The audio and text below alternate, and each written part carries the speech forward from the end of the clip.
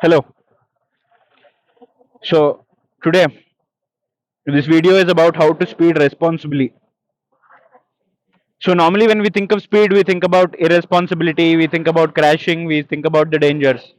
But then if you're an actual biker, you know that going slow keeps you alive, going fast makes you feel alive.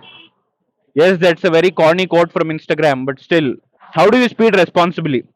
First things first, I'm not going to talk about all the obvious steps like wear gear, wear your helmet, wear good shoes, maybe all that stuff. I'll talk about the actual aspects of speeding, where a lot of people make mistakes and make the whole speeding concept. I mean, you know, aspects where people make mistakes and make speeding in itself look like a very bad thing. So let's get started. So I have this digital speedo to show you guys that I'm practicing what I'm preaching. So let's get started. First things first, you need your bike in perfect condition before you're speeding. So that means tires, brakes, and the chain, clutch plates, all that stuff. Clutch plates don't usually get damaged unless you are just starting out with riding, and in that case you shouldn't be speeding anyway. Second thing is chain. You want the chain to be perfectly taut. You don't want it to be too loose. You don't want it to be you want it perfect. That's it. So if you take it to a service center, they'll tell you what perfect is. Next thing is brakes. At times when you just come off a ghat section, or maybe when you have been speeding for a long time and slowing down, all that stuff, you have something called brake fade, where the brake discs get too hot and it reduces the friction. So unless you have a very powerful sports bike, a very costly sports bike, too much heat can cause the brakes to fade a little bit. That is, you don't have the full punch of the brake. So you don't want that to happen. And then tires, obvious, because tires are what keep you in contact with the road. You want the tires to be slightly warm. You don't want to do the MotoGP swerving to get your tires warm. You wouldn't need that on most bikes. But you don't want to start off speeding right after you get on the bike, because that will mean you don't have enough grip to comfortably speed. Next thing, your mental quotient should be clear. You shouldn't speed when you're angry. You shouldn't speed when you're sad. You shouldn't speed when you're upset. You should speed only when you're in a neutral mood, and you're in a mood to go fast. So I like to use this analogy of Panipuri. Do you just wake up randomly and think, I need to eat 25 Panipuris today? No.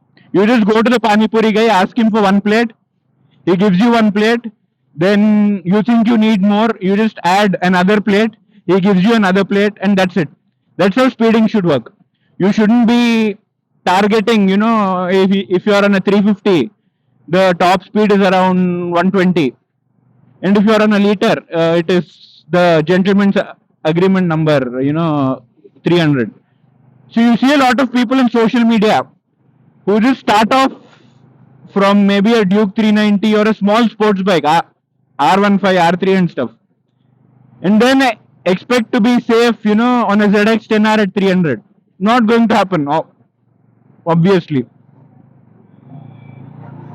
So you need to take speed like panipuris. You're comfortable at 60.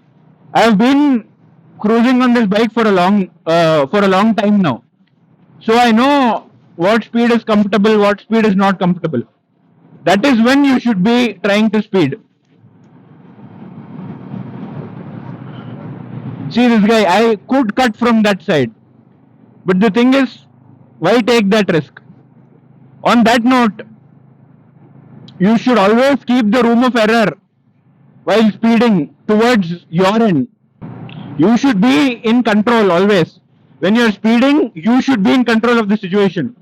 For example, see those two buses there. I pull ahead. There is a gap between those two buses. I can overtake in that gap even now from that corner.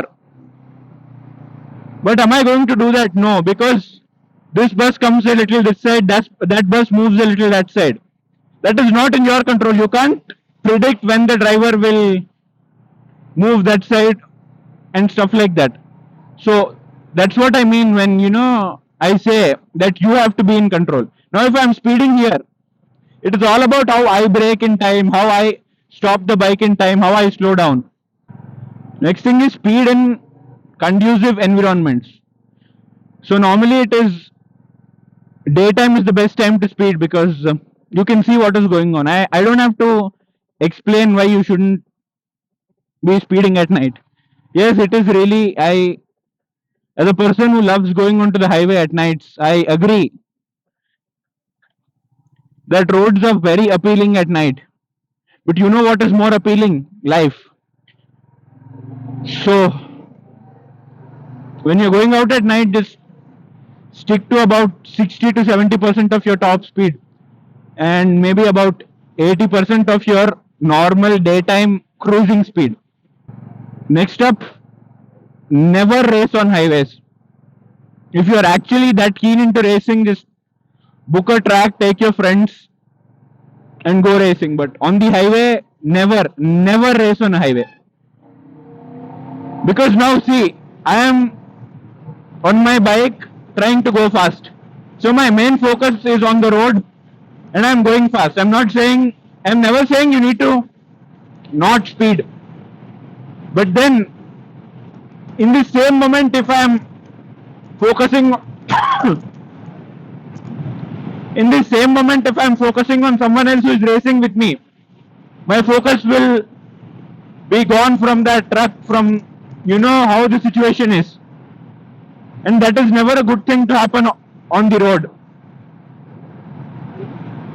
Next thing is your emotional state. I can't stress enough, your emotional state needs to be at its best when you're riding, and riding fast for that matter.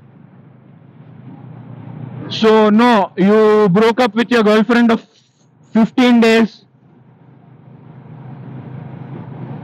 That one girl you thought you imagined life with is now dating a guy with a fucking second-hand scooter. These are not reasons why you should end up speeding on highways. Because at the end, the people who gave birth to you, those are still waiting for you, irrespective of who left you, staying with you.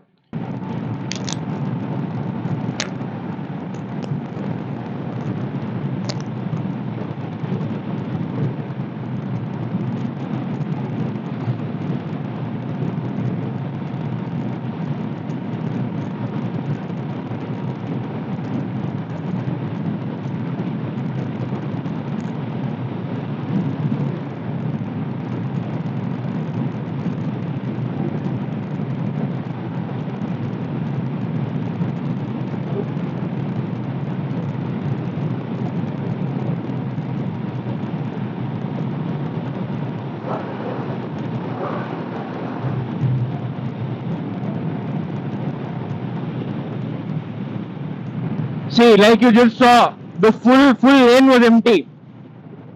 So the full control was with us, whether we wanted to brake, whether we wanted to slow down, whether we wanted to accelerate. So that is where you can speed actually, and both sides of the road were visible. You could see a long road forward. So that is somewhere speeding is okay. This is the place where you're out of control now, because this lady might as well just walk onto the road. This guy just cut the lane in a terrible way. So that's when you should know that you should stop speeding. So it's never about whether speed is safe or not. The main problem with speed is that people lose control. One last tip, for all the men of around 25 to 30 or maybe 20 to 30, never ever speed to numb yourselves. Yes, I know the feeling, I agree. Speeding is like that, that hit of alcohol or smoking, where you feel a temporary high and that makes you numb to whatever you're feeling. But let me tell you this, that is the worst, I repeat, worst thing to feel when you're on two wheels exposed to the elements. So social media has been portraying a very wrong image of what it means when people say riding a motorcycle is therapy. Riding a motorcycle is therapy. Riding a motorcycle is not an addiction. So it is not an escape mechanism. So that is the difference between, therapy and just getting drunk. Getting drunk is an addiction, but riding a motorcycle is therapy. So things like these, small things like these make a lot of difference. They go a long way in keeping you safe versus, keeping you happy momentarily. So you want to be happy riding your bike, you want to feel the adrenaline. Yes, I agree with all that. But and I also agree that, in our country, not everyone can go on track and not all bikes can go on track all the time. So to get that adrenaline, highways are the best place. And this is controversial, but you need to remember that, the longer you're on your motorcycle, the longer you're driving, the longer you're happy. You don't want to make it one moment of happiness at 350 kmph, and then you cannot ride your bike ever again, or if it's too bad, not see the light of day again. You don't want to put yourself in such situations. So these are my thoughts. That's all I can. And I thought of making a video on this for a long time. So that's it for now. If you guys like the video, if you like the concept of the video, maybe share it with friends who think riding is therapy and then end up doing 200s on city roads. Or maybe share it with parents who think 40 to 60 is too fast for a motorcycle. And like the video, subscribe, do all the good stuff. And I'll see you in the next one.